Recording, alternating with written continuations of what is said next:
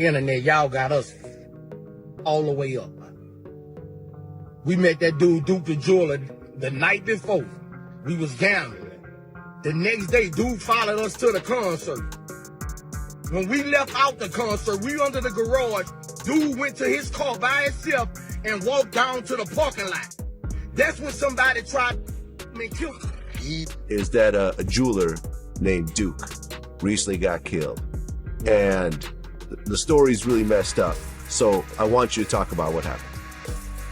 That velvet table, Crimson Street dice whirled as if they were in a movie about gangsters. Only one man would go with air in his chest, despite their mutual smirks. Jeweler Duke did not leave on good terms. You have no money at all. With hunters all around him, he checked out of this reality. Now, the dark cloud of mob TIs is starting to form. They've locked and loaded the feds. Duke was no ordinary victim. He did not lose sight of it. Back on the streets. This came shortly after he left Boosie's dice game. He departed with people who looked at him with suspicion 1 minute and handed him daps the next. The federal heat is now making the identical faces perspire. In addition, 50 Cent is foreshadowing a story surprise that is far more intricate than anyone could have imagined, cranking up the music and dropping clues. It is currently unfolding in real life like a criminal drama. 2 weeks prior to Takeoff's terrible departure,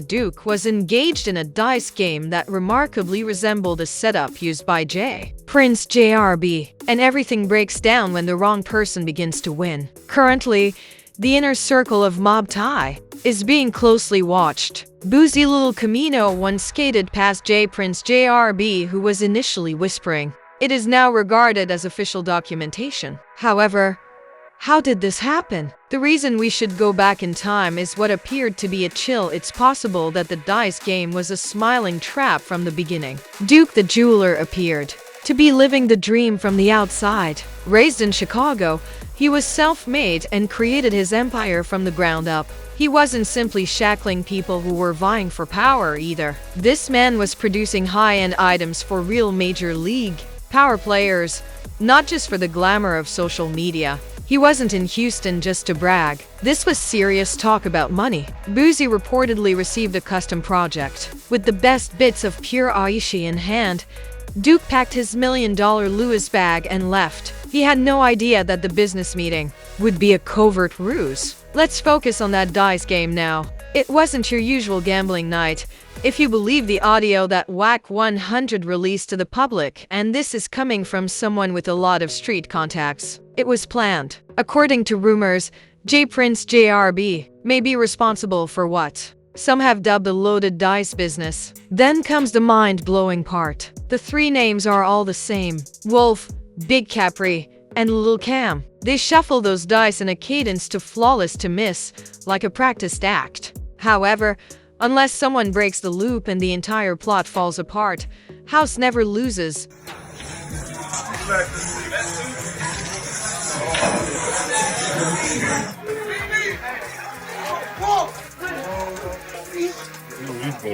Man, Lord. You supposed to be mad at this. Oh, you mad? Oh, good. That nigga gonna have $1,000. That evening, someone obviously made a mistake. The wax leak seems to have resulted in Duke receiving dice that weren't intended for him. They had indeed been altered. He immediately began to win. He started with little dollars, worked his way up to stacks, and finally made 5 figures. And those in charge become anxious when someone tampers with a system that ought to be tightly regulated. Let's discuss numbers. According to sources, Prince JRB keeps about 30% of each dice session. Therefore, it wasn't only bad timing when Duke began to rake it in.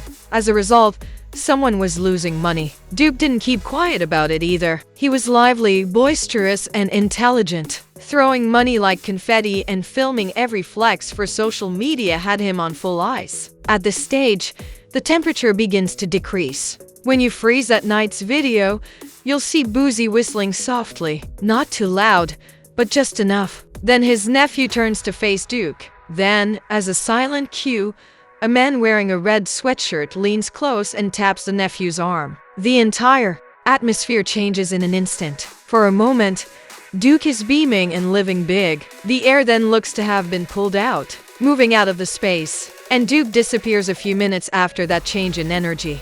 That level of emotion cannot be evoked. There was no hesitancy here. It was instinct. Considering that it feels odd to enter a room full of people who already know how the story ends. Ask yourself why Boosie would arrive with a guest flashing. $1 million drip around people without even the slightest support if you're still persuaded that this was just another gaming night. For someone rolling alone with that much ice, why didn't Prince JRB secure any sort of protection? Continue to support it until Duke leaves the game. No entourage, no muscle, and no ride on standby. After spending an evening with affluent individuals, Duke is seen wandering alone in a dimly lit Houston parking lot. Is it strange? This is the reason. However, this is where mistrust becomes lethal. The sound of gunfire disturbs the silence a few seconds later. Duke unfortunately does not make it since he is ill-prepared. The jewelry and money generally disappear first in a conventional setup or a sly heist, but Duke still had everything on him. What sort of alleged theft is the $1 million drip missing? Hours before things took that terrible turn, he played the same icy pieces at Boosie's concert.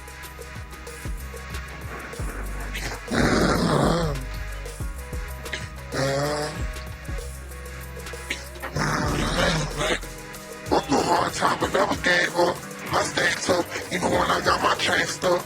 Go through hard time, but we know that what made us. Can't blame us, we love the script, cause that what paid us. Yeah, ain't gotta ask, I know them niggas laid off. I call King, I get the president going where I'm up. I can't even find. At this point, the plot takes a completely different course. Duke had a Louis Vuitton handbag in his hand. Yes, that sack. The one that contained his most valuable, unreleased, carefully crafted ice. It did not simply disappear into the darkness. In Boosie's own home, it was found. Give it time to marinate. It's not hearsay. The Houston Police Department verified it. It's still unclear if Duke gave it to Boosie to keep him safe throughout the game or if he received it in some other way after things went awry. Here's what is indisputable though. The bag was returned to Boosie as where Duke didn't. And Boosie explained everything in his nervous Instagram live broadcast from an aircraft, dismissing it as if Duke hadn't even crossed his mind. Just a stranger who appeared without warning. Good convenient timing? However, Called something, some dude tried to rob him. Some dude tried to rob him.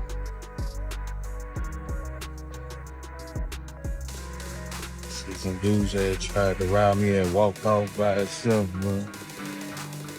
I had just met dude yesterday.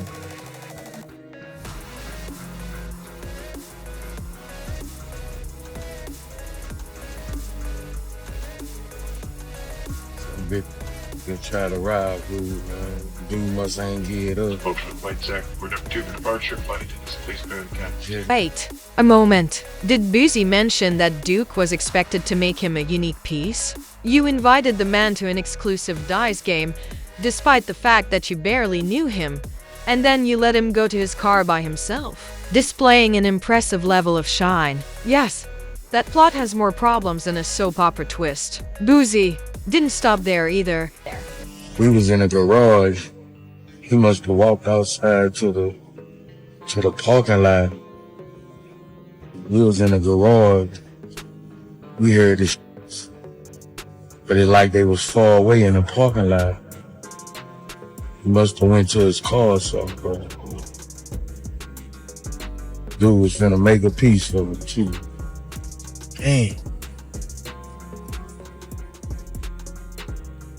Wasn't exactly supplying benign energy. Let's face it. It was impossible to ignore the frenzied mood and the pallid face. And fasten your seatbelt if you believe that was the climax of the drama. It only gets worse. Since authorities were already investigating Boosie for a different set of dubious actions, they separated Duke's case into a separate federal investigation. Do not engage in waiting games. Getting treatment at the back of the line. Finding out the truth about Duke's circumstances is one objective. They followed the digital breadcrumbs, of course. Duke's last call pinged Boosie's office, and someone from Boo's crew took the phone there, unless it managed to get legs. Even worse, Nobody made an effort to conceal it. It simply turned off after the ping, as if someone had meant for it to vanish completely, unharmed. That infuriated the feds. After that, they destroyed Duke's rental. The fingerprints of Boosie's cousin and nephew were obtained by forensics. Just when you thought this was Maxwell chaos,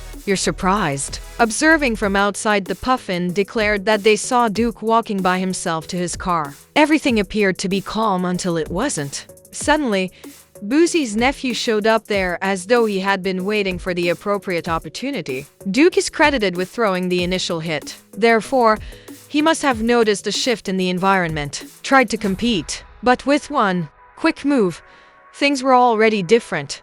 And the shot is credited to Boo's nephew. And the worst is yet to come. They didn't try to pass it off as a robbery. Why? Because there was no money involved. It was about, instead of discarding the bag, they retained it, which silenced him. It goes beyond simple negligence. That's brave. Who do you believe took such bold action? 50 Cent. Have you noticed that when superstars arrive in Houston, there's generally a hidden warning? Although it's known, it's never documented. Artists, ballers, and influencers all get the message. Entering Houston without telling Prince JRB and the Mob TI's crew who you are puts you at grave risk.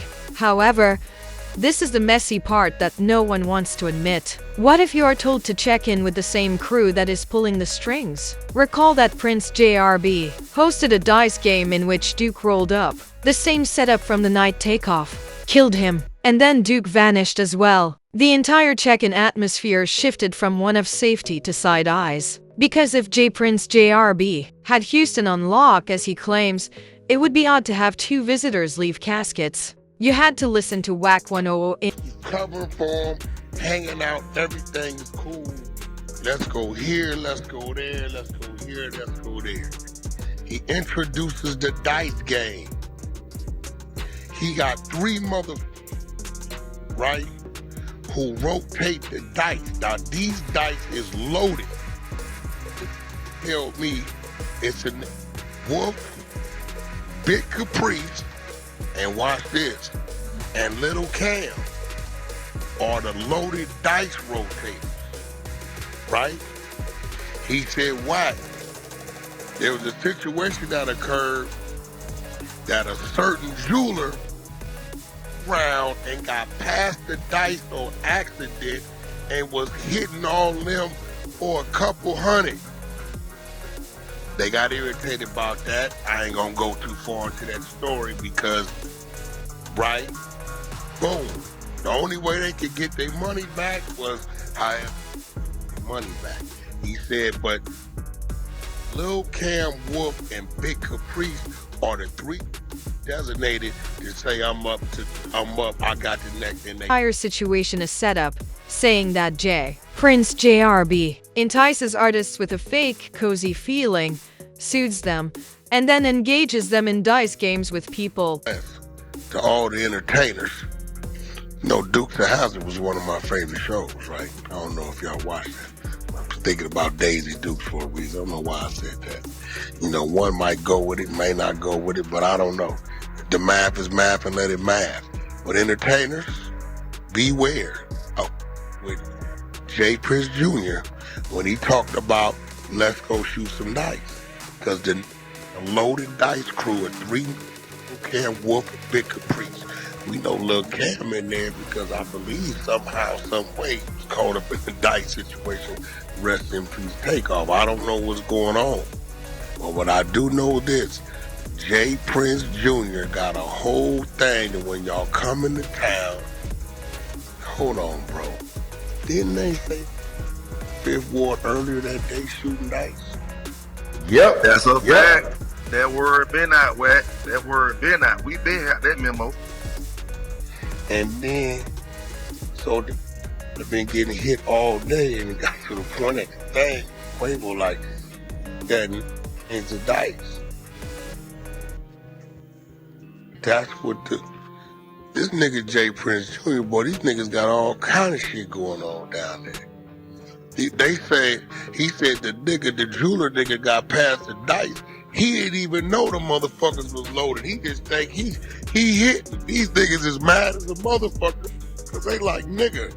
Rumors are now going around. A few celebrities are subtly retreating. In Houston, labels are calling off performances. The atmosphere is heating up. The entire game has been on fire because of 50 Cent's outspoken criticism of videos and unrestricted subtitles. He's playing with fire, according to some. Some people believe that he is the only one with the courage to express what everyone is thinking. However, according to insiders, he's losing it because he believes the feds are breathing down his neck, and this time there's no way out. They focused solely on the night Duke was slain, keeping this case separate from Boosie's prior gun problem. They are now investigating everything, including his residences, financial transactions, and even his son's online behavior. However, his inner circle may be the source of the true drama. According to reports, Boosie's fiancé told someone that he returned inside that evening and appeared to be certainly concealing something.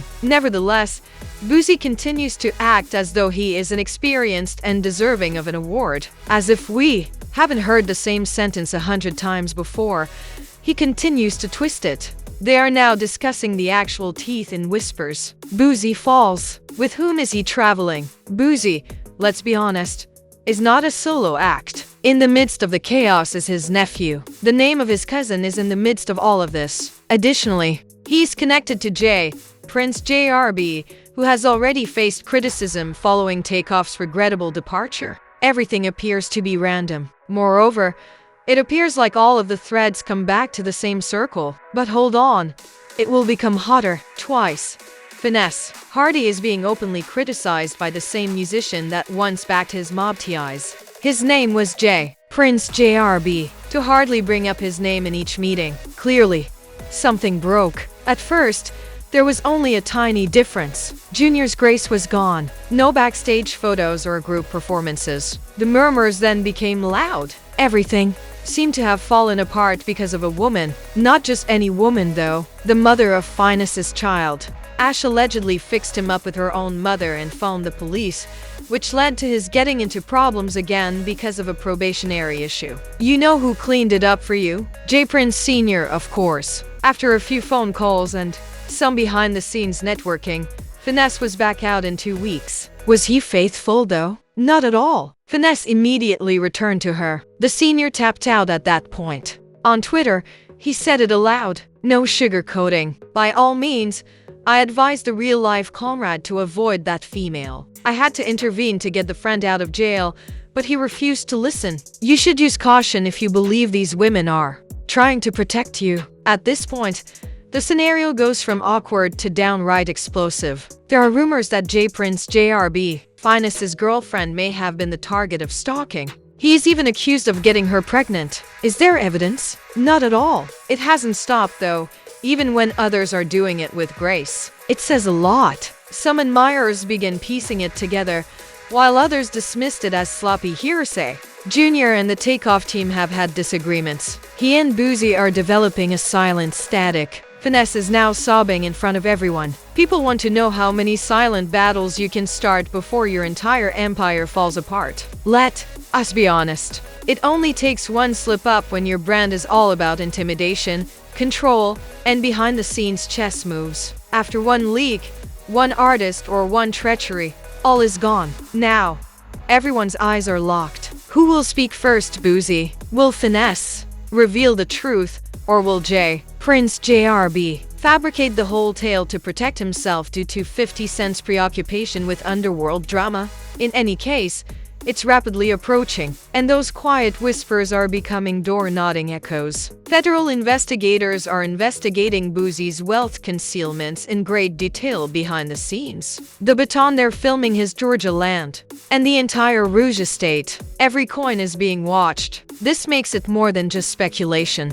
Officially, Boosie is in the hot seat. Furthermore, Prince JRB was the main attraction. The actors are pulling out. Labels are becoming less important. It's not just a minor music dispute. This demonstrates Rico's vigor, and all it will take to demonstrate that Duke's alleged shooter was indeed caught on camera is one leak, whether it comes from the FBI or TMZ.